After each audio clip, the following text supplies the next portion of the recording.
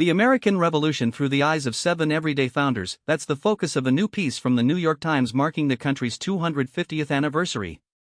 For generations, the story of the American Revolution has centered on the founding fathers Washington, Jefferson, Adams, Hamilton. Their portraits hang in classrooms, their words fill textbooks. But over the past half-century, something significant has been happening in the world of historical scholarship. Since the 1970s, historians have been digging deeper into the archives, and what they've found has radically expanded our understanding of who actually built this country.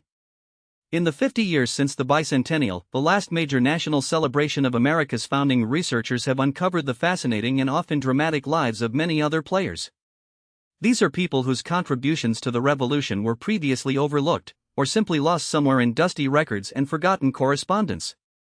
They weren't generals or presidents or signers of famous documents. They were everyday people, and yet their roles were real and meaningful. The New York Times is marking America's 250th birthday by bringing some of these stories to light. The framing is deliberate, not a top-down retelling through the eyes of the powerful, but a ground-level view through 7 individuals who lived through the revolution as ordinary participants. This kind of historical recovery matters. Every generation revisits the past with new questions, new tools, and a new sense of who deserves to be remembered. The founding fathers remain central, no historian is erasing them from the story. But the picture is becoming richer, more complicated, and arguably more honest when it includes the voices and experiences of those who didn't make it into the first round of monuments and myths.